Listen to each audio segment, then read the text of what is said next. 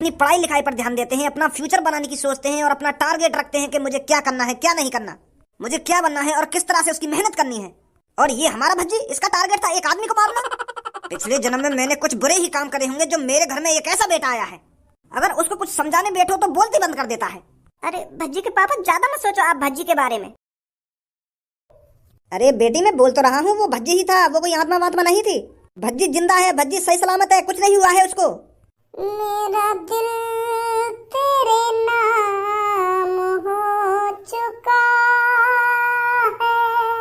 है, तेरे दिल से मेरा दिल जुड़ चुका है। मैं तुझे अपने साथ लेकर जाऊंगा कल्लू, तू नहीं बच सकती मेरे से। बता देगा पापन ने।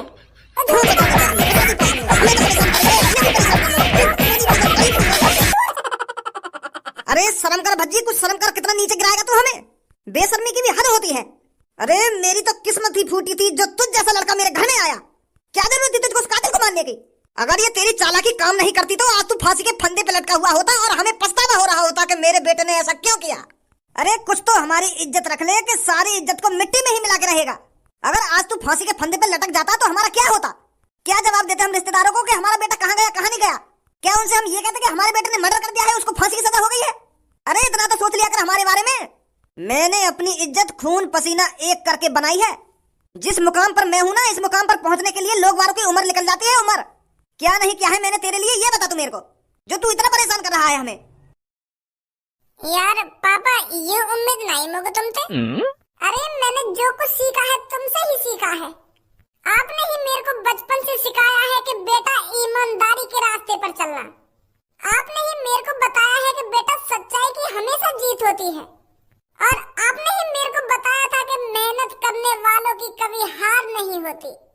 और फिर भी पापा, आज तुम मुझसे ऐसी बात कर रहे हो। अरे मैंने तो अपना फर्ज निभाया था। मैं अपने शहर के लोगों को बचाना चाहता था उस कातिल से। मैं कुछ अच्छा करना चाहता था अपनी जिंदगी में, और मैंने अच्छा किया भी। और इस अच्छेपन का ये नतीजा मिला मेरे को। पुलिस वाले फांसी पे लटका रहे हैं और घर वाले लात घूंसा बजा रहे हैं।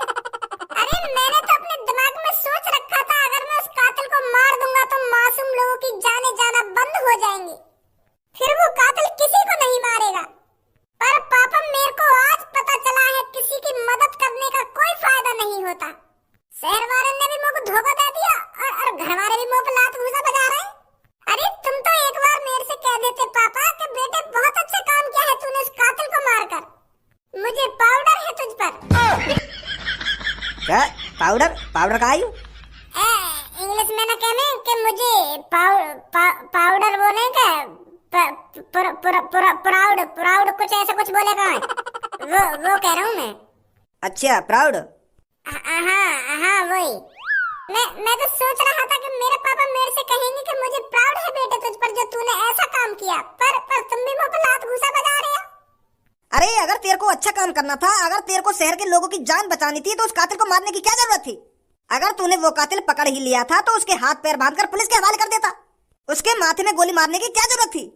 मुझे तो वो चौथी क्लास का दोहा याद आएगा कि काल करे सो आज कर और आज करे सो अब, और पर में परले होएगी तो बहुरी करेगा कब।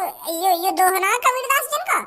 तो फिर मैंने सोच लिया कि मैंने ये कातिल पकड़ लिया होता है, संग संग मार दूं। अगर मैं पुलिस वाले के हवाले करूंगा तो वो भी मारेंगे, एक ही बात है। तो मैंने मार दी गोली माथे में। संग हिसाब करना चाहिए पापा, तुमने तो सिखाया है मुझे। भाई यहाँ के दिमाग में नहीं घुसेगा कुछ। अरे तुम को याद आता बता, मैंने तेरा का बिगाड़ा तुझे मोते इतना मजा ले रहे। अरे मजा लेने को मैंने का तेरी गाल में वरिया कर दी है। ये मोते इतना मजा काय को ले रहा है, इतना मजा काय को ले रहा है। मैंने कब मजा ले लिए? तो 5-6 दिन तो मैं जेल में बंद हूं, आज फांसी पर लटकने से बचाऊं तो मजा कब ले लिए मैंने?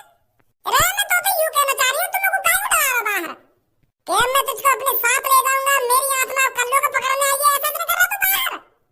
तेरी बात न सुनकर यू डन करे मैंने सुनी नहीं। तू मेरे बारे में कहा कह रही पूरा मर सब होते। अब तो भज्जी की गर्दन टूट गई होगी, अब तो वो फांसी पर लटक गया होगा, अब तो वो मर गया होगा, अब तो बाकी आत्मा आसमान में भटक रही होगी, ऐसा कर रही होगी, वैसा कर रही होगी। अब कोई फायदा ना रोने को, अब कोई फायदा ना अफसोस मनाने को, ऐसा न करे। बहुत बुरी है कारीगर। अगर मैं सच नहीं मर जाता तू तो मेरी ऐसी बुराई करती रहती हरदम, मेरी पूनम में भड़काती रहती। अरे हमने तो न्यूज में पढ़ा के आज वो बुड्ढे को फांसी होगी और हमको यूं भी पता है कि वो बुड्ढा तू ही है, तो यही मार कह रही मैं ऐसा। तो थोड़ी यूं भी दुआ कर सके कि हे भगवान भज्जी बच जाए, भज्जी वहां से कैसे न कैसे करके बच निकल जाए, ऐसी भी दुआ कर सके तू तो और ही बोल रही वहां पे खड़ी हुई। कैब तो भज्जी लटका दिया होगा फांसी पे, कैब तुम्हारी गर्दन टूट गई होगी, ऐसा तो कर रही तू। और हम तो कह रही है कि मुझे मजा काहे को लेवे, मजा काहे को लेवे, मजा ले रहे हम तो चल तेने कर लो, डराए तो तू हमको काहे को डरा रहा फिर। अरे तुमको काहे को डरा रहा मैं, तुम तो खामो का भागी, मैं तो तुम्हें बता नहीं पा रहा हूं कि मैं मरा ना हूं। इतना नहीं तो पूनम में लेके भागी के भाग पूनम, तू नहीं तेरे वहां पे मेरी एक आध बात, मैं तो ये कारीगर भगाना चाह रहा हूं वहां पे।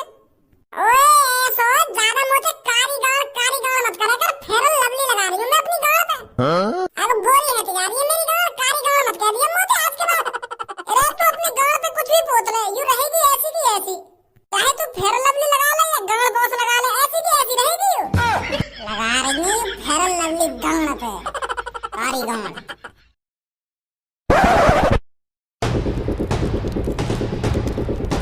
कालिया बॉस, तुम्हें तुम्हारी जलती हुई चिता की कसम, या तो इस दुनिया में वो रहेगा जिसने तुम्हारे माथे में गोली मारी है, या फिर मैं रहूंगा।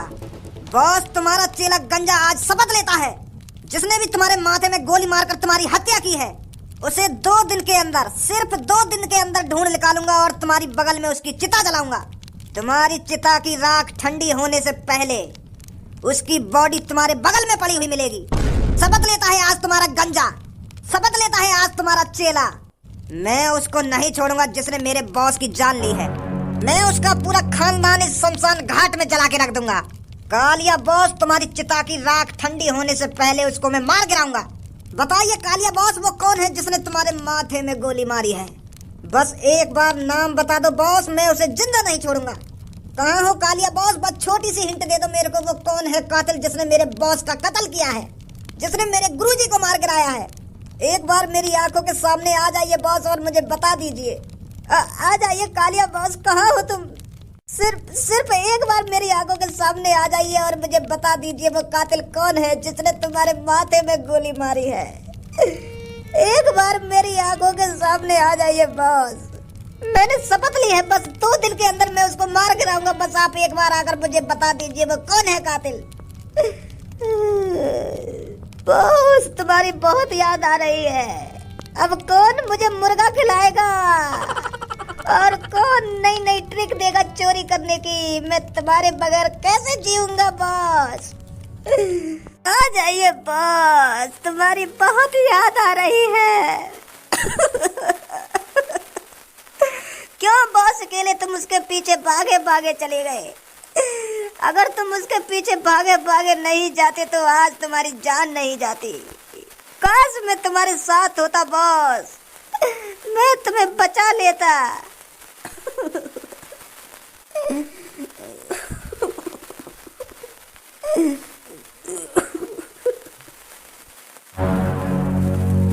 आप मेरी आंखों के सामने आइए या नहीं आइए, मेरे सामने आकर बताइए या नहीं बताइए, पर मैं उस कातिल को ढूंढ निकालूंगा।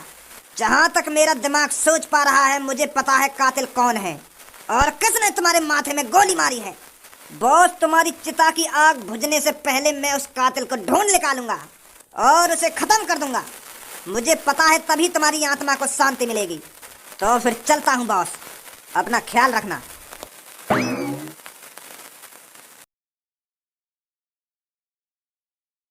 मुझे तो सोचने में भी डर लगता है कि मेरा बेटा एक कातिल है, उसने एक इंसान को मारा है।